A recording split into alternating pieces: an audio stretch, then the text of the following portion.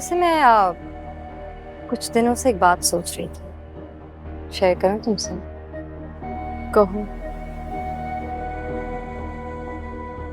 ये जो उमेर है ना, ये एक पपेट है जिसकी डोर भैया मामू के हाथ में। तुम जितना चाहे उस डोर को खींच के रखो, मगर वो करेगा वही जिसे भैया मामू चाहते। तुम्हारी फजूल बकवास सुनने का मूड नहीं है मेरा। तो फिर एक काम की बात सुन, तुम्हारे लिए एक सरप्राइज है मेरे पास। कैसे सरप्राइज? अरे अगर बता दिया तो सरप्राइज कैसा रहेगा? और वैसे भी तुम्हारा फजूल बकवास सुनने का कोई मूड नहीं है।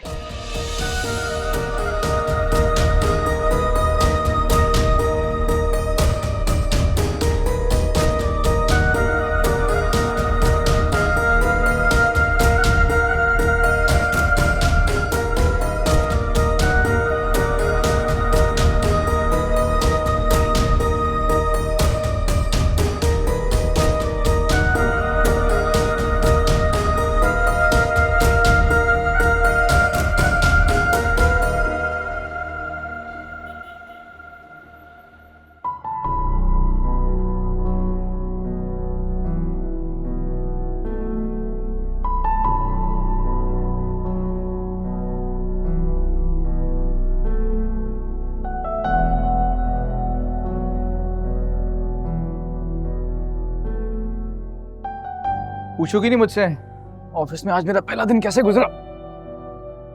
तुम्हारा ऑफिस है, अच्छा दिन ही गुजरा होगा। हाँ ये बात तो है। खैर डैड के होते हुए मुझे क्या प्रॉब्लम हो सकती है। मैंने अभी ना क्वालिटी कंट्रोल का डिपार्टमेंट ज्वाइन किया है और आहिस्ता आहिस्ता बाकी डिपार्टमेंट भी टेक ओवर कर लूंगा। खैर मैं सिंगल तो नहीं हूँ, एक बीवी है मेरी, फिर बच्चे भी हो जाएंगे।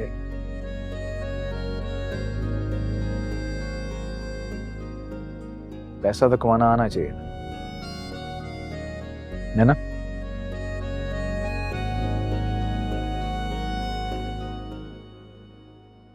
तुम किन ख्यालों में गुम हो?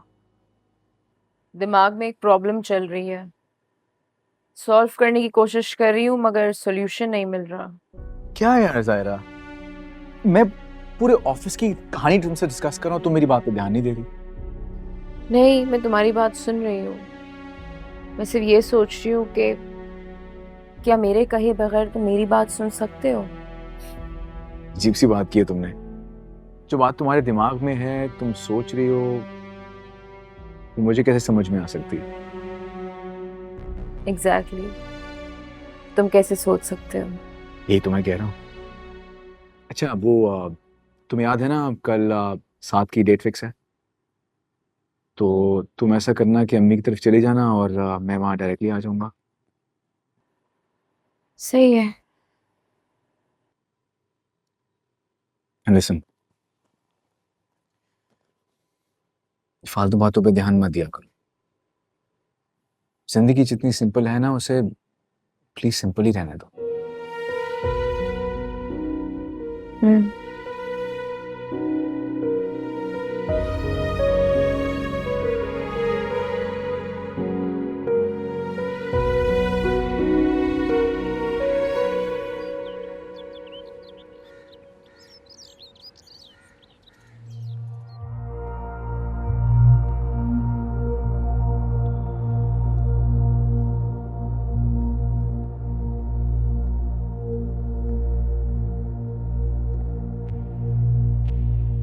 लो भाई, अरे आप तो सेहतयाब हो गई इतनी जल्दी। आपकी वो लाडली बहू ने तो आपकी तबीयत खराब होने का वावेला ऐसे मचाया था, हमें लगा कि कुल पड़ने पड़ेंगे। तो भैया भाई थोड़ा लिहाज कर लेते हैं, वरना थप्पड़ देते थे ना एक, तो कई दिनों तक पड़ी रहती थी बिस्तर पे।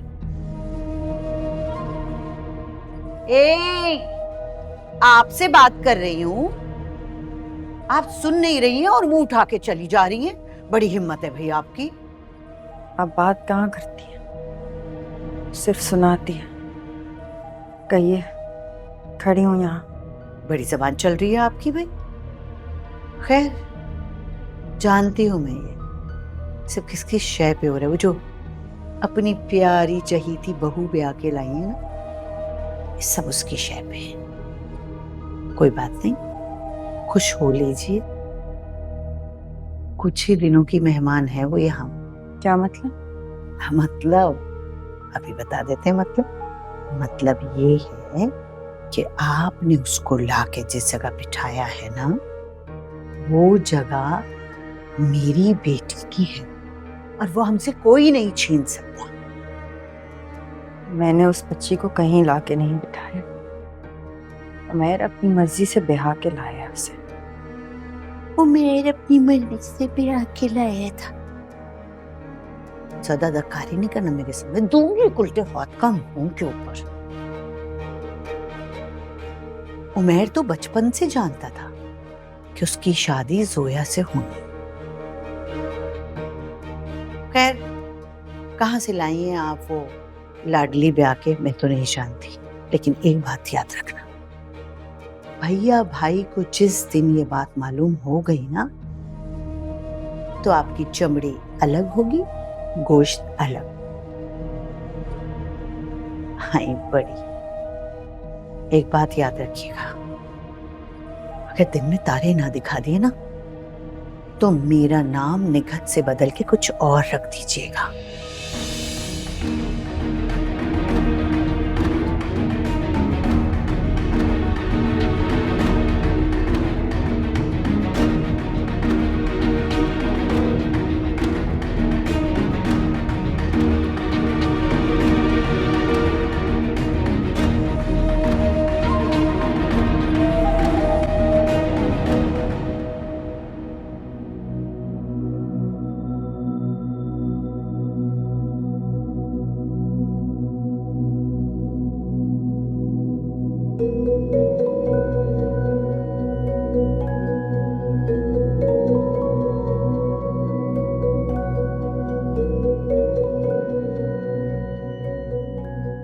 जी तो मिसेस उमैर, इस एनवलप को देख के आपके क्या तासुरात हैं? ये क्या है उमैर? ये आपके हस्बैंड ने आपके साथ हनीमून पे जाने का प्लान बनाया, वो भी पेरिस में। ये उसकी एयर टिकट्स हैं। What? यस।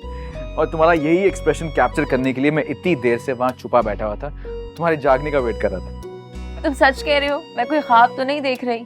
ऑफ कोर्स जा रहे हैं हम, कोई ख्वाब नहीं देख रही तुम। हमारी परसों पेरिस की वाकई फ्लाइट है, वी गोइंग।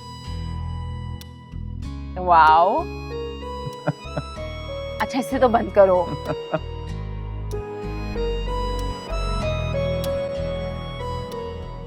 अच्छे रखो जरा, एक मिनट, तुमसे कुछ कहना है।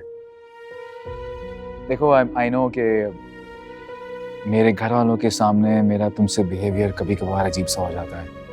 तुम्हें लगता होगा कि मैं कुछ रियलाइज नहीं करता है, मैं जानता नहीं हूँ, लेकिन कुछ आई नो। खुद सोचो तुम, मेरे डैड जिन्होंने बचपन से पाला है मुझे, अगर उनके साथ मैं सिंसियर नहीं होऊंगा तो तुम्हारे साथ कैसे रहूंगा?